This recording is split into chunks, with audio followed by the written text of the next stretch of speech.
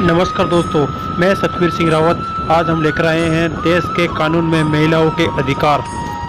देश की हर महिलाओं को इसका पता होना जरूरी है। नमस्कार दोस्तों, यदि आपने अभी तक हमारे चैनल को सब्सक्राइब नहीं किया है तो जल्दी से सब्सक्राइब कर लीजिए और बेल आइकन को ऑन करें, जिससे कि जल्दी से जल्दी हमारा वीडियो आप तक पहुंच सके। धन्यवाद।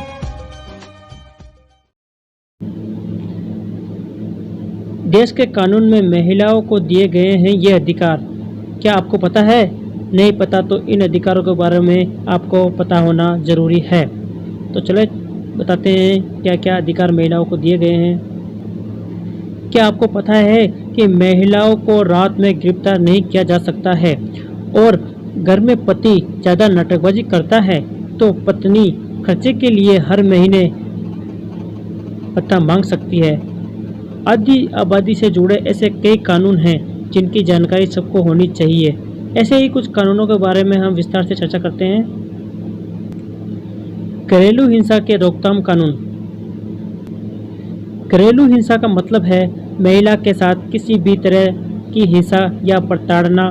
घरेलू हिंसा अधिनियम 2005 के तहत कोई भी महिला अगर अपने पति या पति के घरवालों से प्रताड़ित हो रही है तो वह घरेलू हिंसा के तहत शिकायत दर्ज करा सकती है। महिला की तरफ से कोई भी हिंसा की शिकायत दर्ज करा सकता है। वर्किंग पैलेस में उत्पीड़न के खिलाफ कानून। यौन उत्पीड़न अधिनियम के तहत आपको वर्किंग पैलेस पर हुए यौन उत्पीड़न के खिलाफ शिकायत दर्ज कराने का पूरा हक है। केंद्र सरकार ने भी महिला कर्मचारियों के लिए नए कानून नियम लागू किए हैं, जिसके तहत वर्किंग पैलेस पर यौन शोषण की शिकायत दर्ज होने पर महिलाओं को जांच लंबित रहने तक 90 दिन की पेड लीव दी जाएगी। कन्या भ्रूण हत्या के खिलाफ अधिकार। भ्रूण हत्या का मतलब है जन्म से पहले ही होने वाले बच्चे की हत्या कर देना। कई मामलों में गर्भ में पल रही लड़कियों को मार दिया जाता है। एक महिला को जीवन जीने का अधिकार देने के लिए लिंग की जांच और उसकी हत्या के खिलाफ कानून बनाया गया है। गर्भाधान और प्रसव से पहले लिंग की पहचान कराने वाले टेस्ट लिंग चयन पर रोक है। अधिनियम पीसीपी एनडीटी कन्या भ्रूण हत्या के खिलाफ अधिकार देता है। नाम सार्वजनिक न करने या छुपाने का अधिकार। यौन उत्पीड़न की शिकार महिलाओं को अपने नाम की गोपनीयता बनाए रखने का पूरा अधिकार है। ऐसे मामलों में कोई महिला किसी महिला पुलिस अधिकारी की मौजूदगी में या फिर जिलाधिकारी के सामने मामला दर्ज करा सकती है। कई बार रेप की शिकार महिलाएं पुलिस की जांच मुकदमे में होने वाली बदनामी के डर से शिकायत दर्ज नहीं कराती है। हाल ही में सरकार ने नए नियम लागू किए हैं, जो कि ये इस प्रकार हैं। पहला, रेप केस की सुनवाई महिला जज ही करेगी। दूसरा, पीड़िता का बयान महिला पुलिस अधिकारी दर्ज करेगी। तीसरा, पीड़िता के बयान परिजनों की मौजूदगी में दर्ज होंगे। चौथा है, सुनवाई 2 महीनों में पूरी करने का प्रयास होंगे। रात में गिरफ्तार न होने का अधिकार। आपराधिक प्रक्रिया संहिता धारा 46 के तहत एक महिला को सूरज डूबने के बाद और सूरज उगने से पहले गिरफ्तार नहीं किया जा सकता। किसी खास मामले में एक प्रथम श्रेणी मजिस्ट्रेट के आदेश पर ही यह संभव है। बिना वारंट के गिरफ्तार की जा रही महिलाओं को तुरंत गिरफ्तारी का कारण बताना जरूरी होता है। उसे जमानत से जुड़े उसके अधिकारों के बारे में भी जानकारी दी जानी चाहिए। साथ ही गिरफ्तार महिला के नज़दीकी रिश्तेदारों को तुरंत सूचित करना पुलिस की ही जिम्मेदारी है।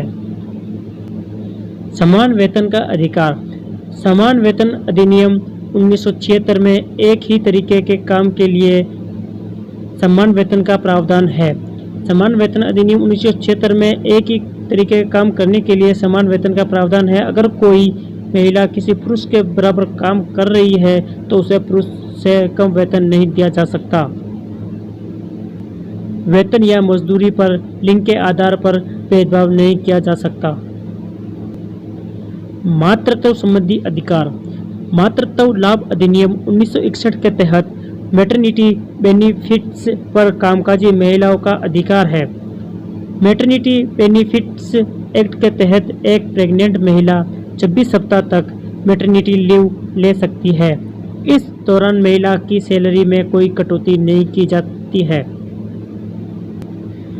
गरिमा और शालीनता के लिए अधिकार। किसी मामले में अगर आरोपी एक महिला है तो उस पर की जाने वाली कोई भी चिकित्सा जांच प्रक्रिया किसी महिला द्वारा या किसी दूसरी महिला की मौजूदगी में ही की जानी चाहिए।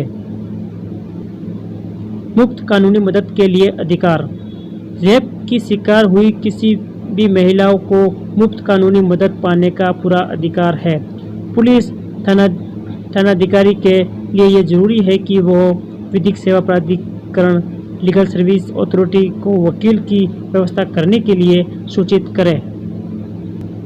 संपत्ति पर अधिकार। हिंदू उत्तराधिकार अधिनियम के तहत नए नियमों के आधार पर पुश्तैनी संपत्ति पर महिला और पुरुष दोनों का बराबर का हक होगा। पिता की संपत्ति पर अधिकार। भारत का कानून किसी महिलाओं को अपने पिता की पुश्तैनी संपत्ति में पूरा अधिकार देता है। अगर पिता ने खुद जमा की संपत्ति की कोई वसीयत नहीं की है तब उनकी मौत के बाद संपत्ति में लड़की को भी उसके भाइयों और मां जितना ही हिस्सा मिलेगा। यहाँ तक कि शादी के बाद भी यह अधिकार बरकरार रहेगा। पति की संपत्ति से जुड़े हक।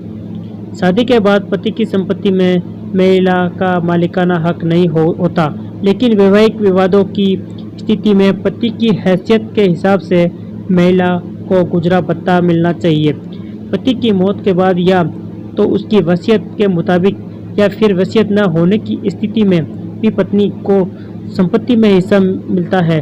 शर्त यह है कि पति केवल अपनी खुद की अर्जित की हुई संपत्ति की ही वसीयत कर सकता है, पुश्तैनी जायदाद की नहीं। पति पत्नी में न बने तो। अगर पति पत्नी साथ न रहना चाहे तो पत्नी सीआरपीसी की धारा 125 के तहत अपने और बच्चों के लिए गुजरा भत्ता मांग सकती है। अगर नौबत तलाक तक पहुंच जाए तब हिंदू मैरिज एक्ट की धारा 24 के तहत मुआवजा राशि तय होती है, जो कि पति के वेतन और उसकी अर्जित संपत्ति के आधार पर तय की जाती है। मुफ्त कानूनी मदद लेने का हक। अगर कोई महिला किसी केस में आरोपी है तो महिलाओं के लिए कानूनी मदद निःशुल्क है। वे अदालत से सरकारी खर्चे पर वकील करने का अनुरोध कर सकती है।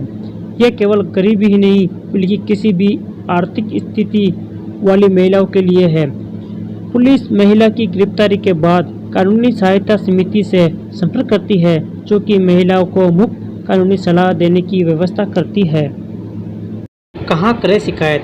क्राइम अगेंस्ट वुमेन सेल के अलावा 100 नंबर या महिला हेल्पलाइन नंबर 1091 पर कभी भी 7 दिन 24 घंटे कॉल कर सकते हैं या अपने इलाके के थाने में शिकायत की जा सकती है। सुप्रीम कोर्ट की गाइडलाइंस के मुताबिक दिल्ली लीगल सर्विस अथॉरिटी, राष्ट्रीय महिला आयोग, NGO आदि की desk crime against women cell में है।